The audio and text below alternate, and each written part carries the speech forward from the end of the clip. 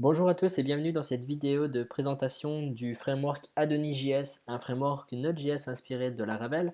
Le but de cette vidéo, c'est de faire un complément de la présentation que j'ai organisée en fait pour le groupe Meetup Laravel Montréal, où j'ai justement parlé d'Adonis.js. Je trouvais ça intéressant de pouvoir offrir un complément plus durable qu'un Meetup, puisque c'est par définition éphémère.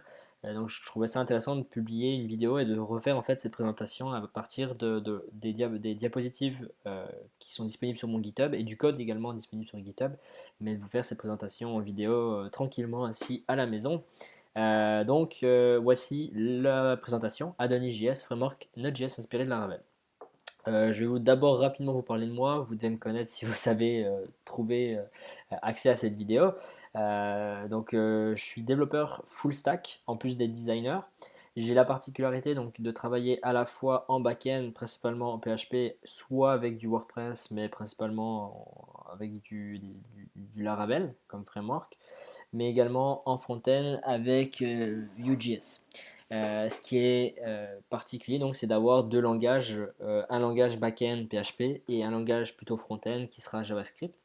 Et je trouvais ça intéressant, ce que je trouve intéressant du moins dans l'écosystème Node.js, c'est que en un seul langage, le JavaScript, on est capable de faire un site complet.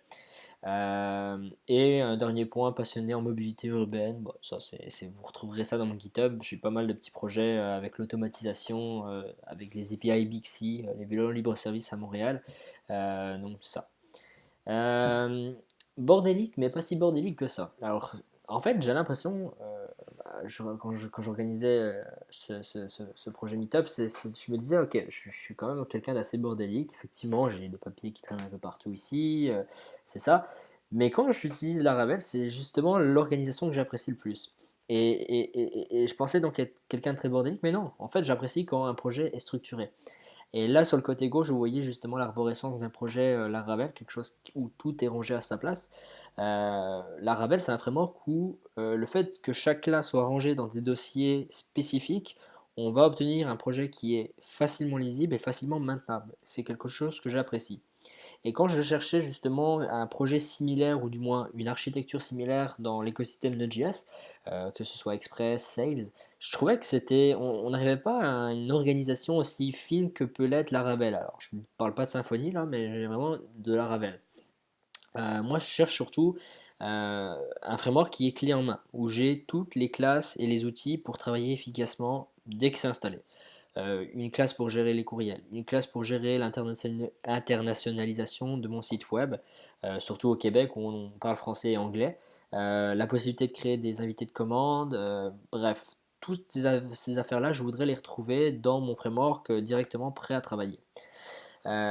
Laravel, c'est un framework PHP qui a de nombreux avantages, mais aussi quelques inconvénients. En particulier, dès qu'on veut faire de l'instantané, on n'a pas de système comme Socket.io qui existe dans l'écosystème Node.js. Donc je me dis, ah ok, Adonis.js, ça peut être vraiment quelque chose d'intéressant. Et vous allez voir que Adonis.js, c'est un peu un clone de Laravel. Diapositive suivante, vous allez comprendre. Un framework moderne et structuré. Adonis.js, c'est une copie de Laravel. Donc on part sur un framework MVC avec des API consistantes et efficaces. Et surtout de nombreux outils intégrés, comme un moteur de template. Donc là, on n'utilisera plus Blade, mais Edge, mais c'est la même chose. Un ORM de type Active Record. Donc sur Laravel, on a Eloquent. On va utiliser cette fois-ci. J'ai un trou. Aidez-moi, il n'y a personne, je suis seul avec ma vidéo. On va utiliser le CID, c'est ça, c'est revenu. Vous allez avoir un invité de commande qui s'appelle Ace, alors que sur la Ravel, on utilise les commandes artisan. Bref, vous allez avoir tout l'outil nécessaire pour développer votre site web. Un framework top, moderne, on a les dernières fonctionnalités de l'ES6 et des fonctions asynchrones. Donc les filters, les maps, les find et tout le tralala, vous les avez directement dans le framework. Donc pas besoin d'utiliser des librairies annexes. On écrit du code vraiment top top top. Et un framework pardon, modulable avec de nombreux providers intégrés. Donc si on parle un peu plus de technique, ça va être l'objet de ma diapositive suivante, vous allez retrouver le même système d'injecteur de dépendance qu'on a dans Laravel dans Adonis.js. Donc un framework qui va respecter les conventions, les nombreuses conventions qu'on a, en tout cas dans l'écosystème PHP. On a un système de middleware, on a un routeur, on a un système de provider. Tout ça, ça fait qu'on a une maintenance et une formation à l'utilisation ou du moins à l'écriture du code de notre projet qui est simplifiée. Ça, c'est pour faire travailler nos équipes, c'est génial. On a un système, donc je vous disais, de gestion des dépendances, donc un IOC, avec un helper use, et on a un système d'alias qui va s'approcher un peu des façades et de l'autoloading qu'on a dans Laravel. Ça, je vais vous le montrer juste après. Et un point super important pour un framework, c'est qu'il est facile à être testé. On a déjà tous les outils pour faire les tests unitaires et les tests fonctionnels sur notre application. Donc ça, c'est quelque chose qui est intéressant. Euh, un point aussi chez moi qui a une importance quand je choisis un framework, c'est la documentation. Il faut que derrière j'ai une documentation qui soit top.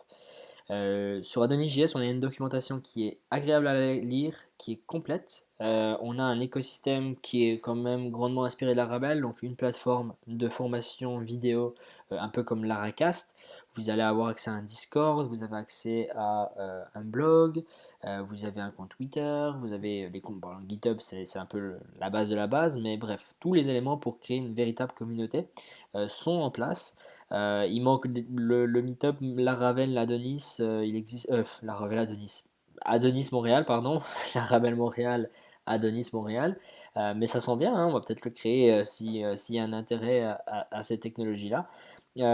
Vous avez les avantages de l'environnement Node.js, donc Socket.io qui est intégré par défaut. Un framework qui bouge, c'est un avantage comme un inconvénient, j'en reparlerai un peu plus tard.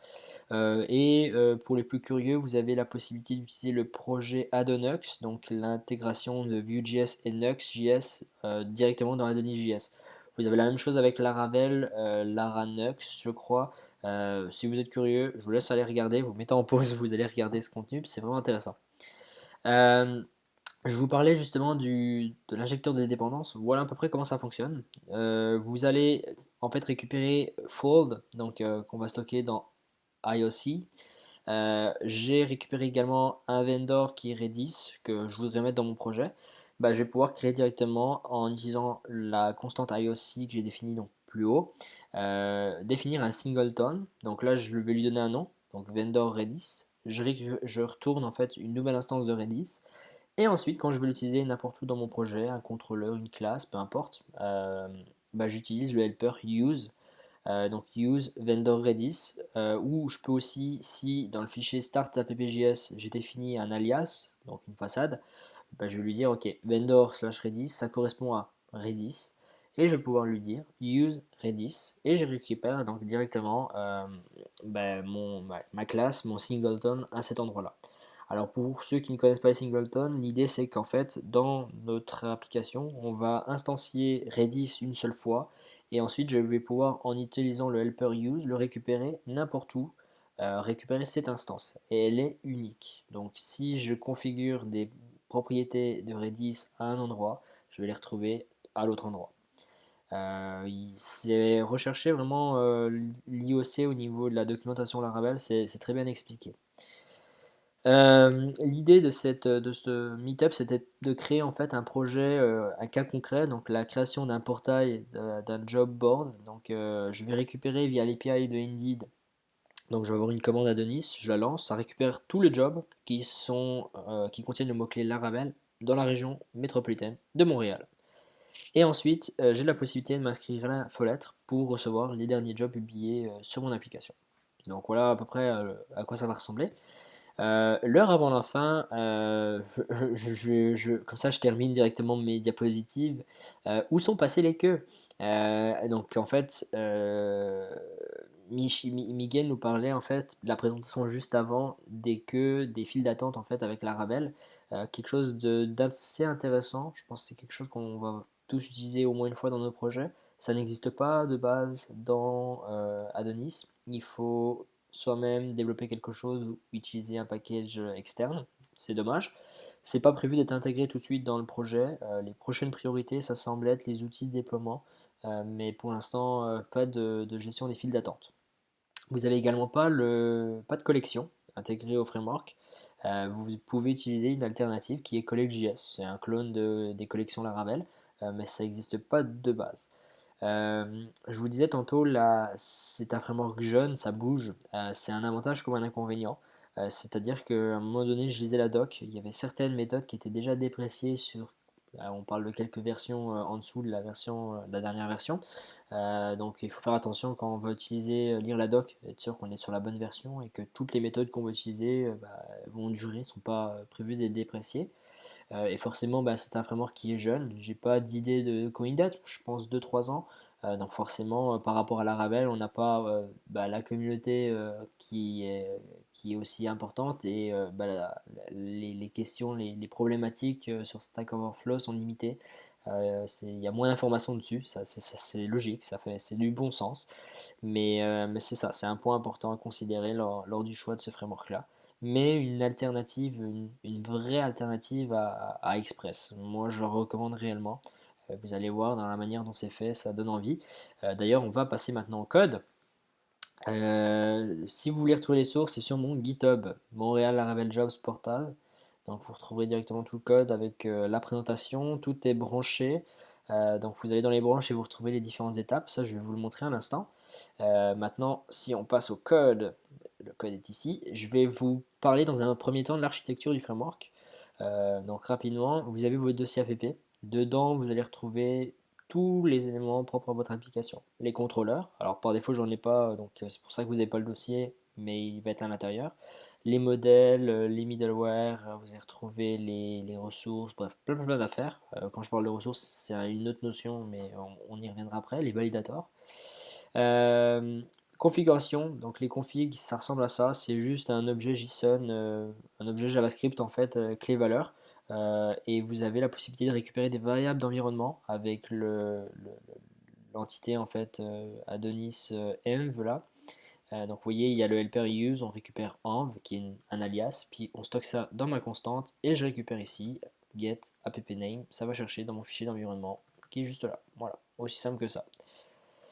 Bref, vous avez toutes les configurations ici, vous avez les configurations de database. Par défaut, vous pouvez utiliser, moi je vais utiliser SQLite, mais vous pouvez utiliser aussi des bases MySQL, Postgre, ça fonctionne très bien. Redis, je pense aussi.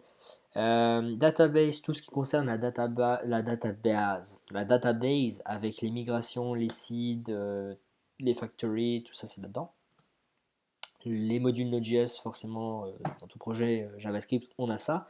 Publier avec la racine de votre site web. Ressources, les fichiers Edge, donc, qui sont ici.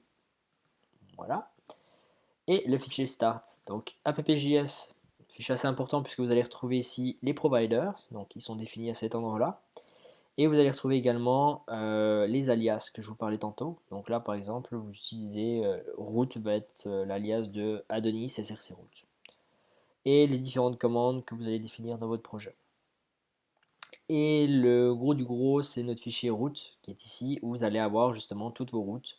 C'est la même logique que le Laravel. Donc vous voyez, là on importe le routeur, route, puis ensuite on les définit. Donc la racine va retourner welcome.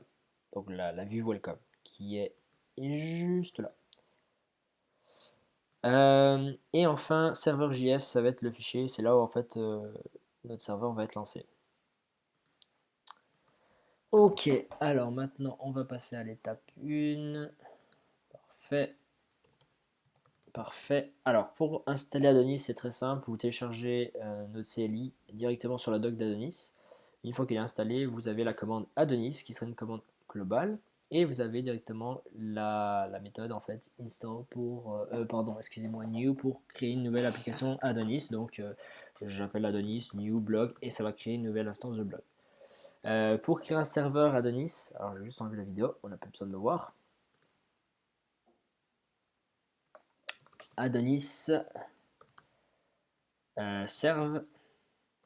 Alors je crois qu'elle est juste là, serve. Et pour être en mode dev, vous précisez que vous êtes en mode dev et vous allez avoir votre serveur qui est lancé. Et voilà, notre application fonctionne bien. Alors maintenant on va passer à l'étape 2. Donc je vais juste me mettre ici, on va passer à l'étape 2. Step 2. Alors là, qu'est-ce que j'ai fait? J'ai créé une nouvelle route. Donc la route, vous voyez ici, j'ai créé une route à la racine qui va aller appeler mon contrôleur, jobs controller et la méthode index. Alors sur Laravel, habituellement, on aurait mis un commercial. Sur Adonis, c'est juste un point. Et la route, je vais la nommer job.index avec la méthode as. Ensuite, j'ai créé un nouveau contrôleur en utilisant la méthode Adonis makeController jobsController. Et j'ai créé une vue qui va lister tous nos jobs avec un layout principal. Je vais vous montrer juste ça avant. Donc le nouveau contrôleur est juste là. Alors le contrôleur, vous voyez, ça ressemble à peu près à ça. Je crée une classe. Cette classe, elle va avoir la méthode donc index qui sera asynchrone. Je vous expliquerai ça après. Et vous allez pouvoir en fait récupérer du moins les instances de request de view. Si vous vouliez la réponse, vous mettiez response et vous auriez la réponse directement. Bref, vous passez les éléments que vous voulez récupérer. Et là, je vais retourner la vue qui va être dans le dossier jobs et qui sera le fichier index. Donc si je vais dans mes ressources, dans mes index, voilà, vous voyez, ici j'ai mon layout principal que je vais appeler, le layout app. Dans Laravel, vous auriez fait un extend. Dans Adonis, on utilise layout. Et ensuite, je vais définir une section content où je vais mettre l'intégralité de mon contenu. Et dans mon layout principal qui est ici, vous voyez, c'est un code HTML standard. Je vais lui préciser que je veux récupérer ici content. Et je lui précise également que s'il est vide, tu peux le mettre quand même. Je n'ai pas de contenu par défaut. J'aurais pu écrire si je souhaitais mettre du contenu par défaut. J'aurais écrit ça de cette manière-là. Et là, j'aurais mis, alors avec un D, ça sera plus simple. Et là, j'aurais mis le contenu par défaut. Ce qui n'est pas le cas ici. Donc, on va rester sur la structure standard. Fait qu'ensuite, si je retourne sur mon serveur, vous voyez, on a bien la page qui apparaît ici. Alors pour la mise en page, petite information, j'utilise juste Tailwind, ce qui me permet d'écrire mon CSS directement de cette manière-là. Sinon, pour appeler le CSS, vous avez une propriété, un helper qui s'appelle style. Maintenant, on va passer à l'étape 3. La différence, c'est que maintenant, on va se connecter à notre base de données. Et pour se connecter, vous allez avoir besoin de télécharger le driver. Donc moi, je fais un coup de npm install SQLite 3 et ça l'installe. Voilà. Et ensuite, lancer les migrations. Donc pour cela, vous lancez Adonis migration run. Pour créer une migration, c'est très simple. On l'a créé ici. Donc je lance la méthode Adonis make migration, le titre de ma migration jobs. Je vais ici définir donc les deux méthodes up et down. Donc up lorsqu'on va lancer la migration. Donc ce qu'il va faire, c'est créer la table jobs et créer les différents champs. Donc job title, job description, company name et le timestamp. Et puis lorsqu'on va reset les migrations, on va utiliser la méthode down pour dropper la table jobs. Voilà. C'est standard, c'est ce que vous retrouveriez sur des projets type Laravel. Ensuite, on va créer le modèle en utilisant également la commande Adonis make model jobs.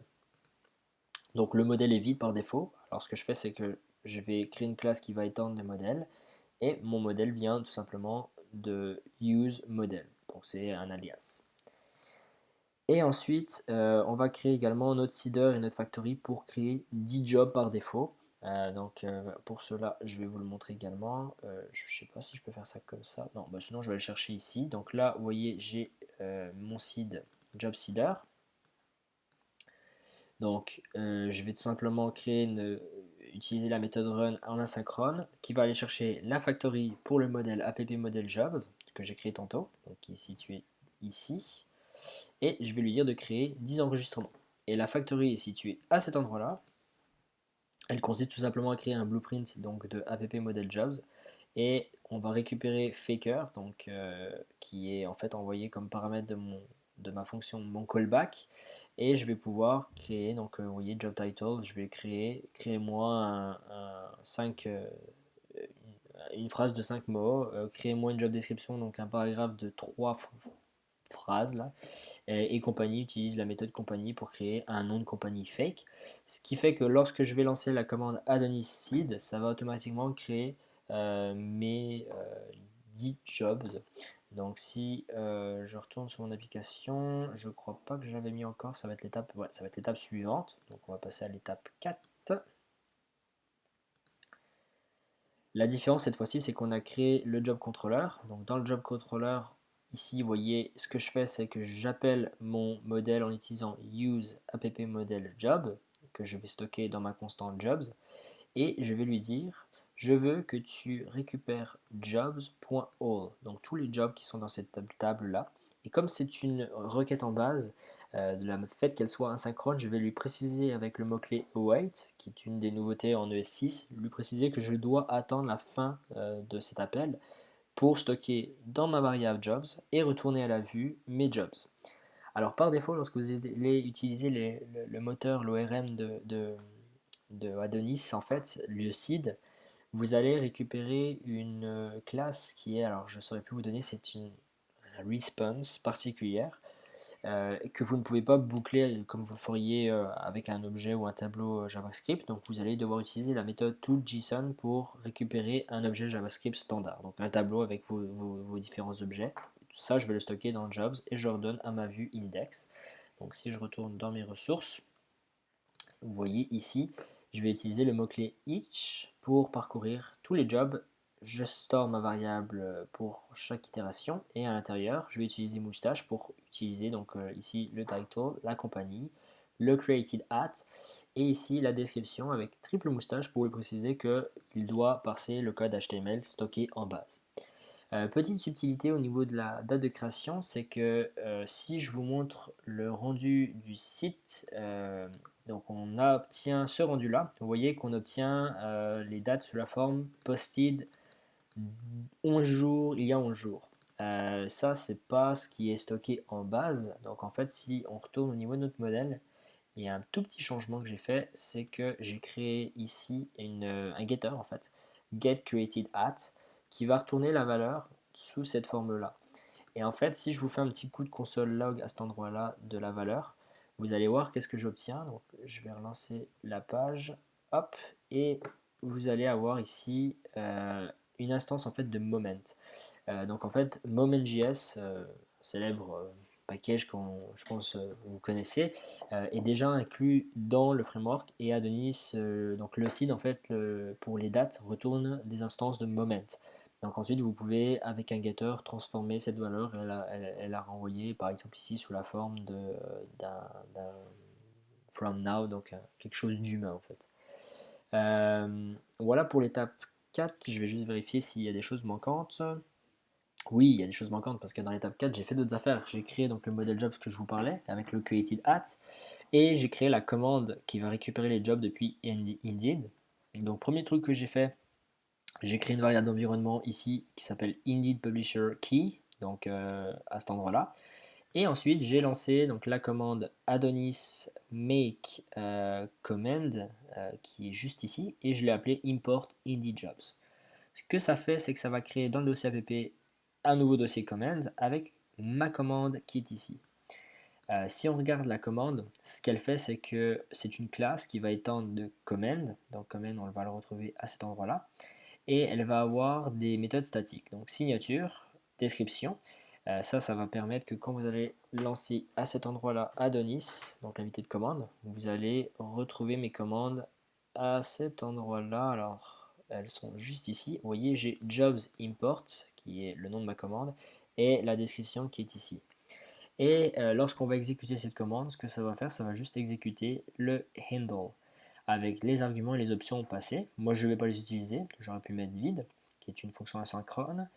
Et à cet endroit-là, je vais récupérer env, donc même manière, hein, toujours on utilise le helper use env, store-moi ça dans une constante ou dans une variable. Je lui dis récupère-moi dans les variables d'environnement la clé indeed que je vais stocker.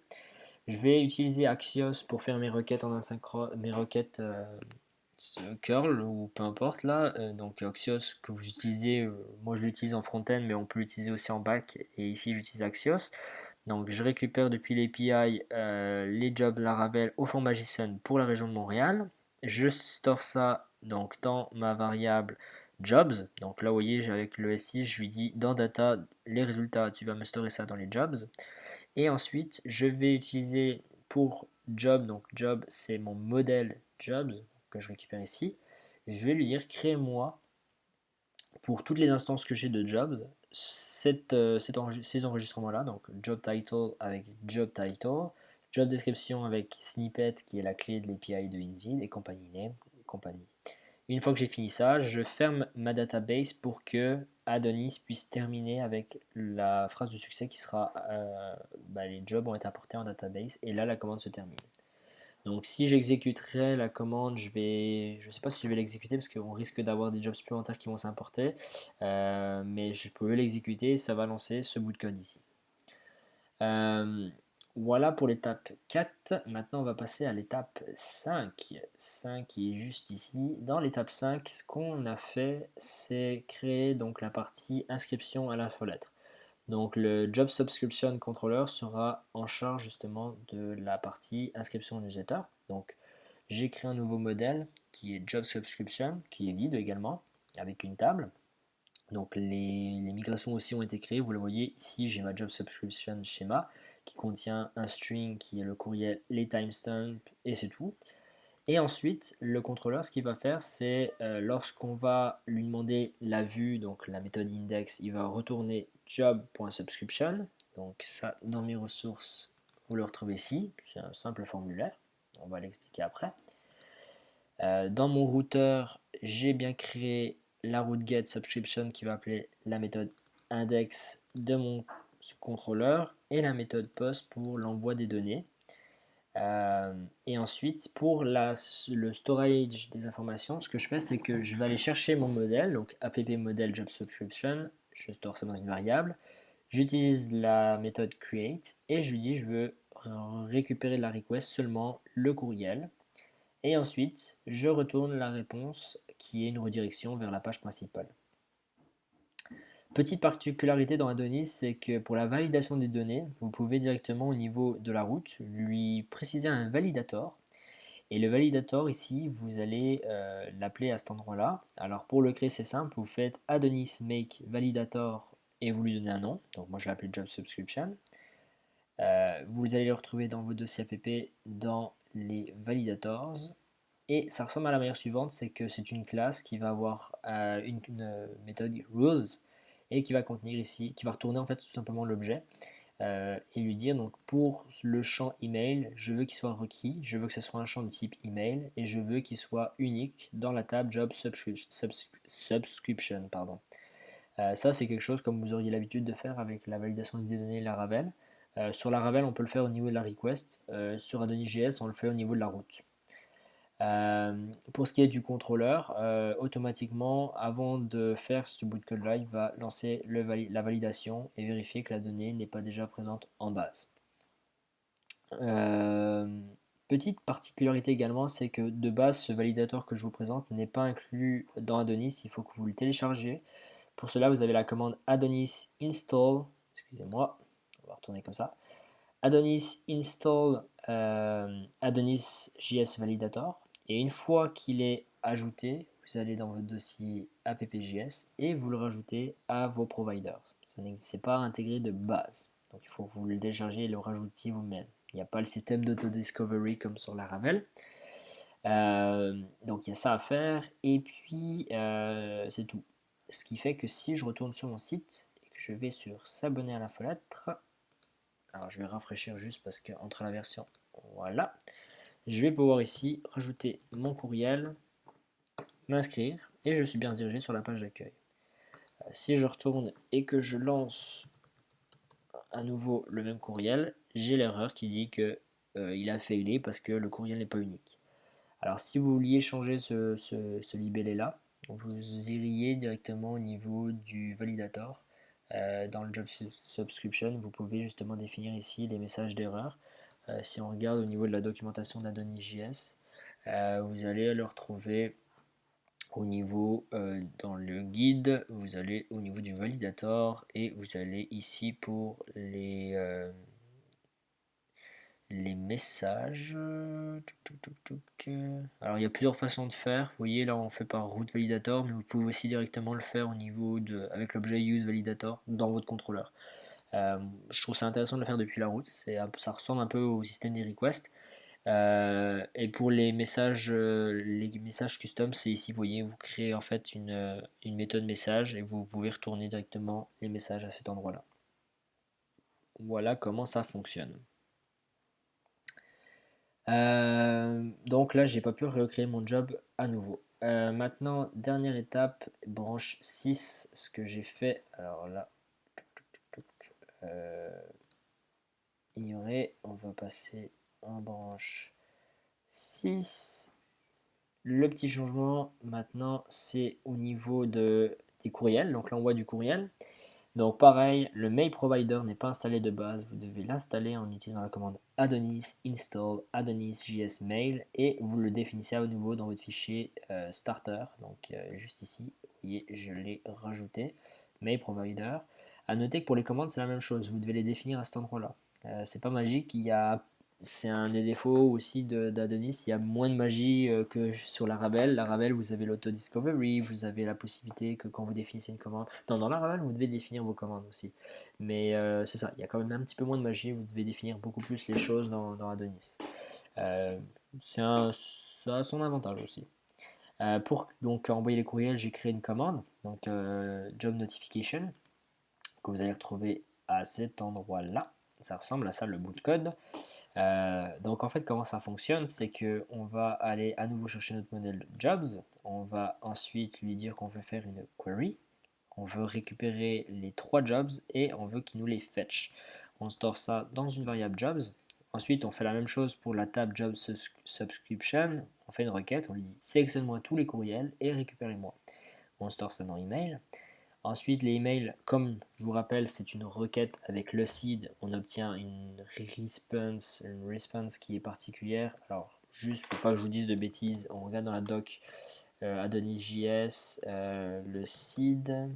On peut regarder ici si je trouve la réponse. Query Builder, Serializer, ok, c'est ça. En fait, on obtient.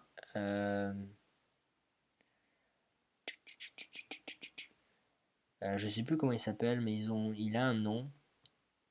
C'est ça. En tout cas, il a un nom. Il fait Vanilla. En tout cas, il faut le reconvertir. Donc là, c'est la même chose. C'est ce que je fais à cet endroit-là. Je le reconvertis donc pour obtenir un objet JavaScript que je vais mapper pour récupérer exclusivement les courriels. Donc là, je dis donne-moi que les courriels. Store ça dans emails à nouveau.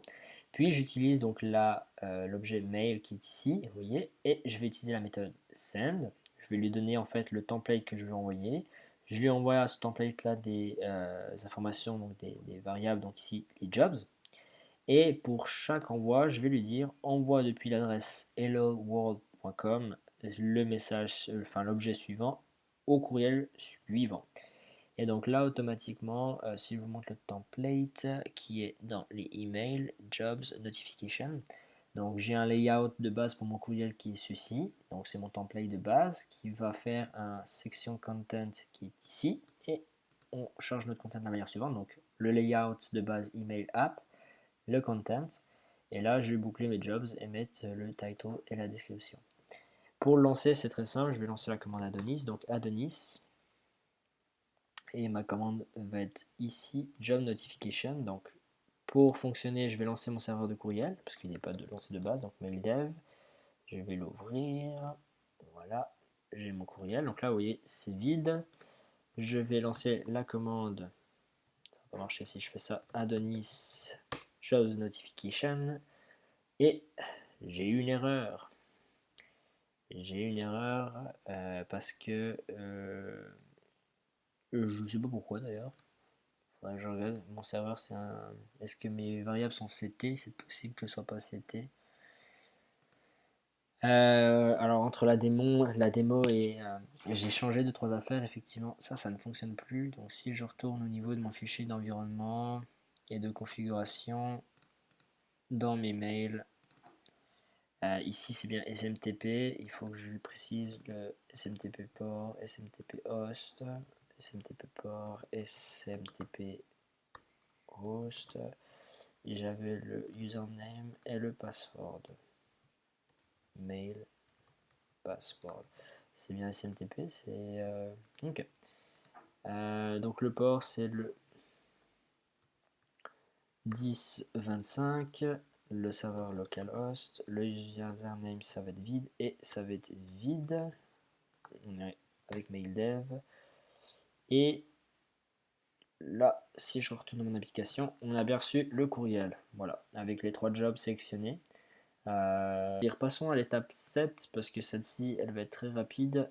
L'étape 7 consiste en fait juste à vous montrer comment créer une API. Alors ce que j'avais fait c'est que dans mon fichier routeur j'avais créé un groupe en fait préfixé avec API v1.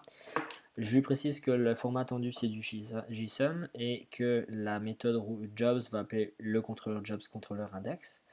Dans une vraie application, on aurait créé un autre dossier API peut-être avec nos contrôleurs à l'intérieur. Là, comme c'est un test, je l'ai mis directement dans mon contrôleur. Et là, je précise, alors pareil, c'est quelque chose qui n'est pas très propre, mais je précise que si ma request contient dans l'URL API, dans ce cas-là, retourne-moi la réponse au format JSON avec la méthode JSON. Ce qui fait que si maintenant je retourne et je rajoute API v1 jobs, j'obtiens ici mes jobs au format JSON. Voilà, ça fait le tour d'AdonyJS. Il y a beaucoup de choses à découvrir encore sur ce framework, hein. Pour cela, c'est simple, vous avez la documentation qui est disponible. Elle est assez intéressante, simple à lire. Il y a pas mal de choses à voir que j'ai pas pu aborder dans cette vidéo de présentation. Tout ce qui est la gestion des storage, vous avez la notion d'événement, vous avez l'authentification avec les réseaux sociaux, l'internationalisation. Vous avez donc la notion aussi de WebSocket qui est intéressante, les tests unitaires, on n'en a pas parlé. Vous avez également tout ce qui va concerner l'authentification, puisque vous avez aussi forcément comme toute application l'authentification qui est intégrée. Donc vous avez bref tout ce qu'il faut, session par système de token, GWT, bref, tout ce qu'il faut pour fonctionner dans une application web standard. Et c'est un framework qui bouge si vous regardez au niveau de, je crois que c'est ici qu'il le précisait. Voilà, c'est un framework qui, non, c'est pas ici. Je sais pas si je le retrouverai, mais quelque part c'est précisé justement les prochains développements, prochaines phases du projet qu'ils envisagent mettre en place.